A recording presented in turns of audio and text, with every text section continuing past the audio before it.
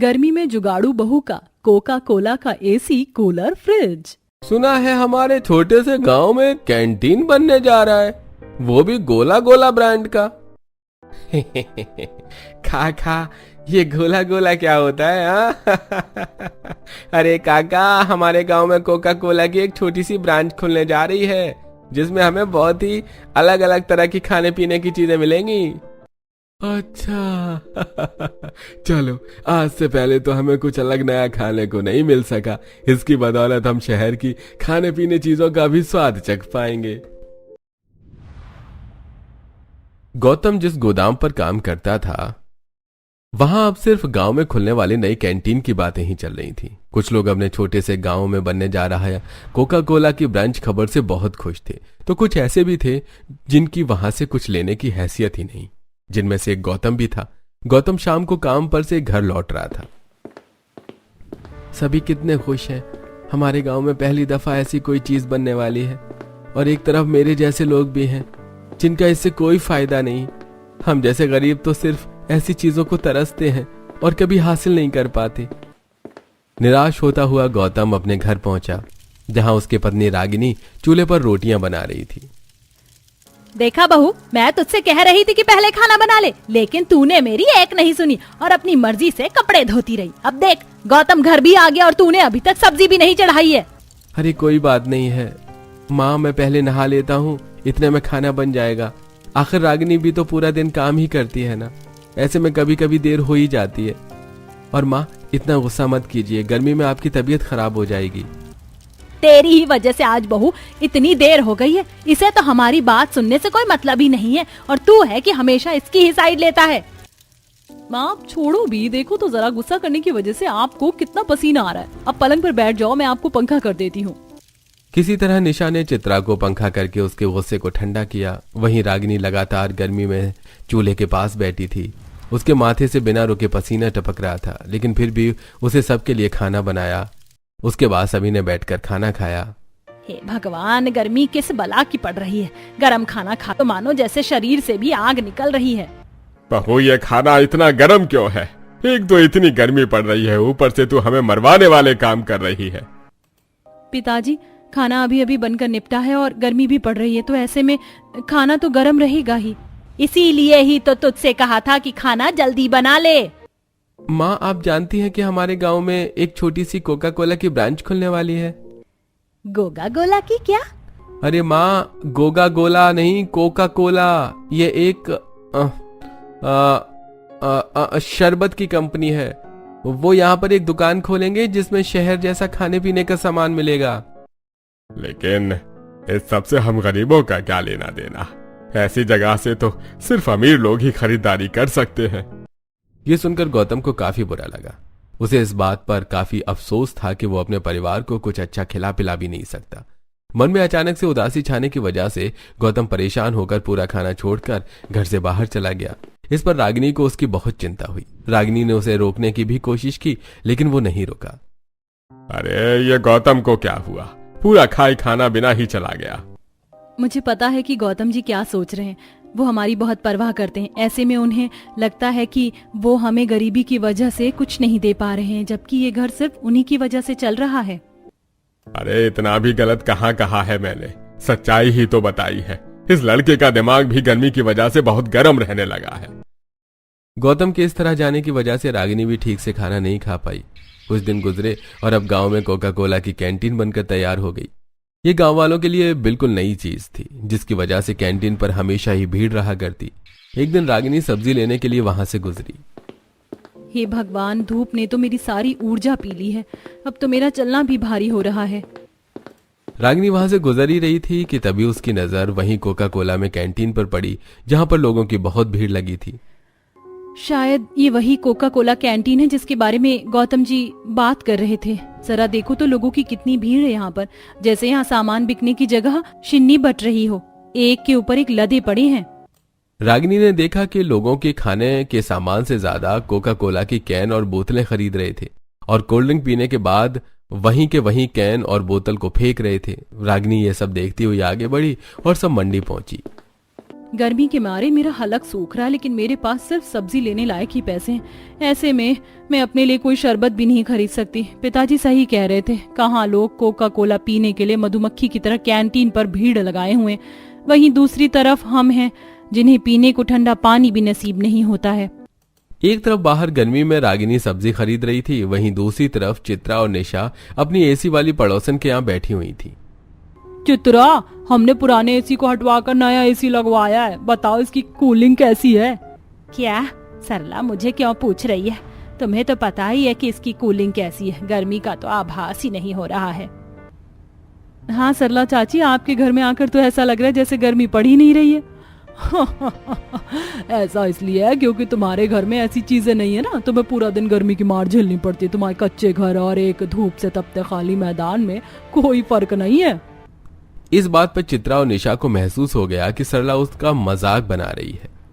अरे मैं तो मजाक कर रही थी, कच्चे घरों का भी अपना एक अलग ही फायदा है। वैसे मैं तुम्हें कुछ खास पिलाने की सोच रही थी। इतना कहकर सरला ने अपनी बहू को आवाज लगाई और उसकी बहू ट्रे में 2 गिलास में भरकर कोका कोला लेकर उनके पास पहुंची। ये लो चित्रा, ये पियो कोका कोला, मैंने ये कैंटीन से मंगवाई है, पी कर देखो। ये भगवान, ये तो काला पानी है, भला ही हम कैसे पी सकते हैं?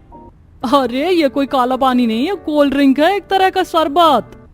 सरला के कहने पर चित्रा और निशा ने बर्फ डाली, ठंडी ठंडी कोका कोला पी, जिसका स्वाद उन्हें काफी पसंद आया। एसी चलने की वजह से पीने का मजा और भी 2 गुना हो गया था।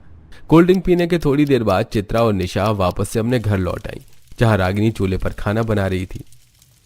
अरे आप दोनों बाहर से आ गए, खाना बस बनने ही वाला है।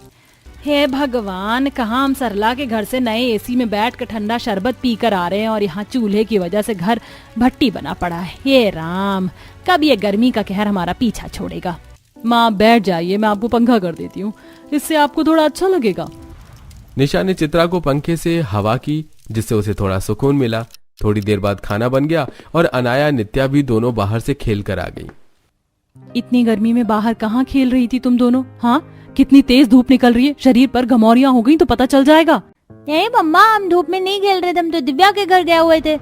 मम्मा, दिव्या अपने कूलर के सामने बैठकर ठंडा ठंडा काला शरबत पी रही थी। हमारा कूलर कब आएगा? मम्मा, हमें भी वो ठंडा काला शरबत पीना है। इस बात पर रागिनी अपने दोनों बच्चियों को कोई जवाब नहीं दे पाई। वहीं चित्रा भी बार बार सरला के नए एसी का जिक्र बार बार कर रही थी। इसी तरह शाम हुई और गौतम भी काम पर से वापस लौटा। उसके हाथ में एक थैली थी जिसमें कोका कोला के कुछ कैंस थे। पापा, आप क्या लेकर आए हो? हाँ पापा, हमें भी दिखाओ ना, आप क्या लाए हो? बच्चों के कहने पर गौतम ने उन्हें कोका कोला के कैंस दिखाए, जिस पर बच्चे खुशी से उछलने लगे और शोर मचाने लगे। अरे क्या पा गया तुम दोनों को, जो खुशी से तुम्हें फूले नहीं समा रहे हो? दादी, पापा वही वाला काला शरबत लाए जो दिव्या पी रही थी। हाँ माँ, मैं नई कैंटीन से कुछ कोका कोला के कैंस लेकर आया हूँ, चलिए हम सब मिलकर इन्हें पीते हैं।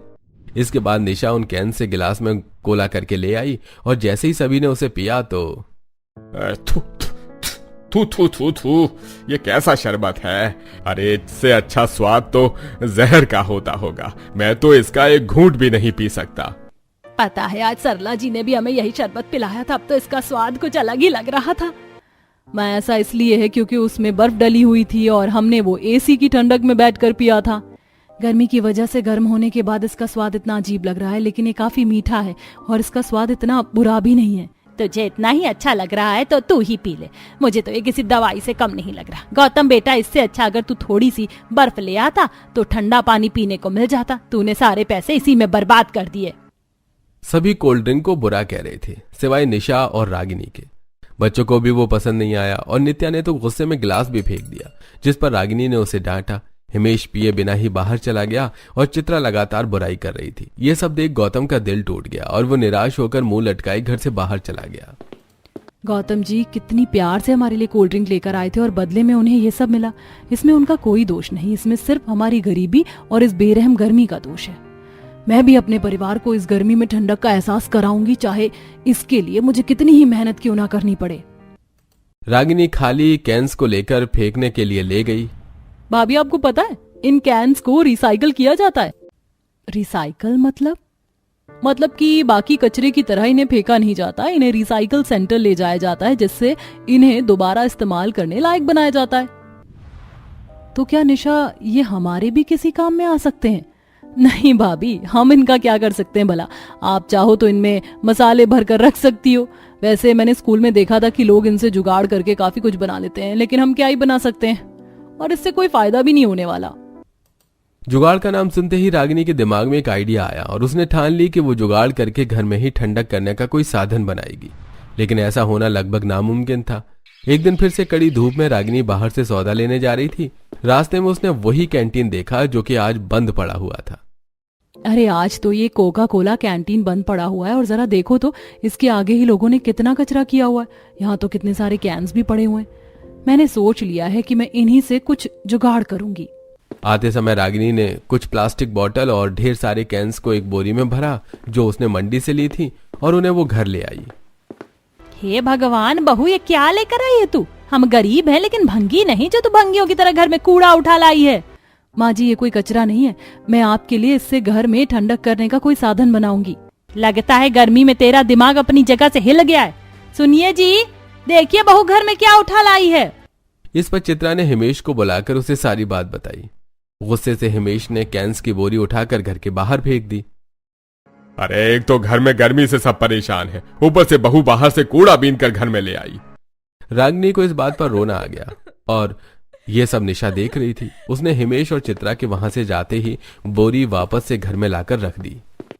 भाभी, मुझे पता है कि ये सब आप हमारे लिए ही कर रही हैं। भले ही इसमें सफलता मिले ना मिले, लेकिन मैं इसमें आपका पूरा साथ दूंगी। जिस समय चित्रा और हिमेश बाहर दूसरों के घर एसी में बैठे हुए थे, वहीं रागिनी और निशा दोनों ही चूल्हे के पास बैठी हुई थी। निशा कैंस को काटकर रागिनी को दे रही थी और रागिनी उन्हें चूल्हे की आग से मुलायम करके उनके गोल आकार को सीधा कर रही थी। ऐसे ही करते करते काफी सारे कैंस सीधे हो गए। आज के लिए इतना ही काफी है। तुम्हारा शुक्रिया निशा, अगर तुम ना होती तो मैं ये सब बिल्कुल नहीं कर पाती। शाम को खूब अच्छा समय बिताकर चित्रा और हिमेश वापस घर लौटे। साथ ही साथ गौतम भी काम पर से लौट आया। लो, आ गए हम अपनी भट्टी में वापस। मेरा तो एसी वाले घरों से लौटने का मन नहीं करता। और बहू, तू ये क्या कर रही है? हाँ, रागिनी सीधे करे हुए कैन से एक कूलर का सांचा बना रही थी। अरे मैंने तो इन्हें फेंक दिया था, तू इन्हें फिर से उठा ले आई। हाँ, तुम क्या कर रही हो रागिनी? पागलपन कर रही है और क्या। इसके दिमाग में गर्मी चढ़ गई है। हे भगवान बहू, तूने तो आज चूल्हे में कितनी सारी लकड़ियां जला दी हैं। ऐसा क्या खाने को बनाया है तूने? माँ जी, आज खाने में रोटी के साथ लहसुन की चटनी बनी है। इतना कहने पर हिमेश और चित्रा ने रागिनी को खूब सुनाई, लेकिन फिर भी रागिनी ने हार नहीं मानी। उसने कूलर, उसकी पंखुड़ी, एसी और फ्रिज का सांचा बनाकर तैयार कर लिया। इसके बाद रागिनी निशा के साथ एक गोदाम पर गई जहां बहुत सा कबाड़ था। भैया, क्या हमें यहाँ पर एक कूलर की मोटर मिल सकती है? अरे मोटर तो बहुत है, लेकिन काम कर रही है या नहीं ये मैं नहीं बता सकता। हो सकता है इनमें से कुछ अभी काम भी कर रही हो, क्योंकि ये कबाड़ का गोदाम है, कोई इलेक्ट्रिक शॉप तो है नहीं। उस आदमी ने कुछ पैसों से बदले रागिनी को एक मोटर दे दी। इसके बाद निशा ने वहां से कुछ फोम और एक छोटी मोटर भी ले ली। रागिनी और निशा उम्मीद करते हुए सारा सामान लेकर घर लौटी। जब रागिनी ने उस पर पंखुड़ी लगाकर उसे चालू किया तो वो चलने लगी, जिस पर रागिनी और निशा दोनों ही बहुत खुश हुई। पास के जंगल से कुछ घास लेकर कूलर में लगाई और उसे पानी से गीला किया। हरी भरी ठंडी घास से खींचकर कूलर की पंखुड़ियां ठंडी हवा फेंकने लगी। निशा, रागिनी बहू, गर्मी में मेरा दिमाग चल रहा है या फिर घर में सच में एक कूलर चल रहा है? नहीं माँ, घर में सच में कूलर चल रहा है, जो कि मेरी भाभी ने बनाया है।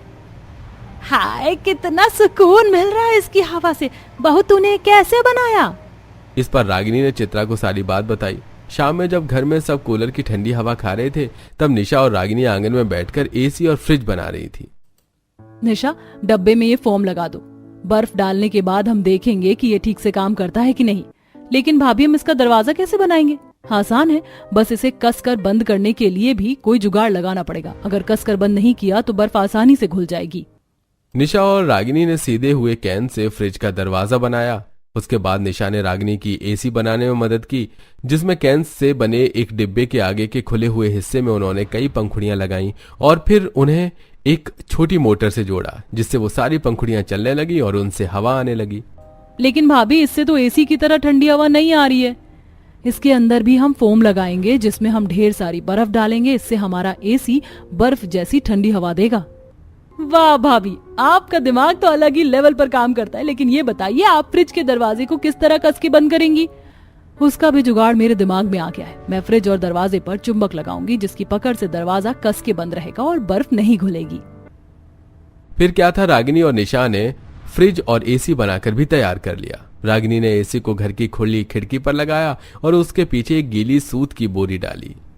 बस अब हमें इसके लिए सिर्फ बर्फ की जरूरत है। अब ज्यादा रात हो गई है, सब कूलर की हवा में आराम से सो भी गए हैं। कल हम दोनों ढेर सारी बर्फ लेकर आएंगे और अपने फ्रिज और एसी का आनंद लेंगे। ये कहकर रागिनी और निशा भी सो गईं। फिर अगले दिन, बहू तूने कितना नुकसान करा दिया, सारी बनी बनाई सब्जी खराब हो गई। माँ जी, आपको ही तो गर्म खाना अच्छा नहीं लगता, इसलिए मैंने आज जल्दी खाना बना दिया, इसलिए गर्मी की वजह से ये खराब हो गया। घर में ये लोहे के डिब्बे बनाने से अच्छा तू घर के कामों पर ध्यान दे लिया कर। और पता नहीं खिड़की पर ये इतना बड़ा डब्बा क्यों लगा दिया है। शुक्र मना तेरे ससुर जी की इस पर नजर नहीं पड़ी, वरना इसे भी उठाकर फेंक देते। चित्रा रागिनी को खूब सुनाते हुए वहां से चली गई, लेकिन रागिनी को हार नहीं माननी थी। निशा, अभी माँ जी और पिताजी पड़ोस में गए हुए हैं और बच्चे भी दिव्या के घर खेल रहे हैं। हम अभी जाकर बर्फ ले आते हैं, इससे अच्छा मौका हमें नहीं मिलेगा। निशा ने रागिनी की बात मानी और उसके साथ बर्फ लेने चली गई। अरे आज तो ये कैंटीन काफी दिनों के बाद खुला है। भाभी, हम यहाँ से कुछ कोल्ड ड्रिंक खरीद लें, इससे हम अपने फ्रिज को भी अच्छे से चेक कर लेंगे। सोचिए, अगर घर वालों को ठंडा कोल्ड ड्रिंक पीने को मिले तो वो कितने खुश होंगे। रागिनी को निशा की बात अच्छी लगी और उसने कैंटीन से 2-4 कैंस ले ली। हालांकि इसमें उसके सारे पैसे खत्म हो गए, लेकिन रागिनी अपने परिवार को खुश करने के लिए कुछ भी कर सकती थी। बर्फ और कैंस लेकर रागिनी और निशा वापस घर लौटे। उन्होंने जल्दी से बर्फ को फ्रिज में लगाया और उस पर कोका कोला के कैंस रख दिए। कुछ देर बाद हिमेश और चित्रा घर लौट आए। बहू, ये डिब्बे बनाकर आखिर तूने क्या साबित किया है? हाँ, अगर उन्हें ये सब यहाँ से नहीं हटाया तो मैं इन सब को तोड़ दूंगा।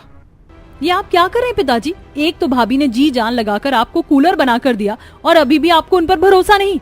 शांत हो जाओ निशा। और माँ जी, पिताजी, अगर आपको मेरा काम पसंद ना आए तो आप इसे तोड़कर फेंक सकते हैं। इस पर चित्रा और हिमेश दोनों ही गुस्से में खड़े थे। रागिनी ने बर्फ डालकर अपना छोटी पंखुड़ियों वाला एसी चालू किया, जिसकी ठंडी हवा से थोड़ी देर में हिमेश और चित्रा का गुस्सा भी ठंडा पड़ गया। अरे ये तो वाकई में ठंडी हवा दे रहा है। दोनों सास ससुर शर्मिंदा होकर चुपचाप बैठ गए। कुछ ही देर बाद एसी की ठंडी हवा पूरे घर में फैल गई और ये देख बच्चे भी काफी खुश हुए। शाम को गौतम के आने पर रागिनी ने फ्रिज से कोका कोला की ठंडी कैंस निकाली और सबको दी। एक बार फिर रागिनी के जुगाड़ू फ्रिज के काम से वो सब हैरान हुए। फिर सभी ने घर के बने एसी, कूलर, ठंडी हवा में बैठकर फ्रिज की ठंडी ठंडी कोका कोला का आनंद लिया।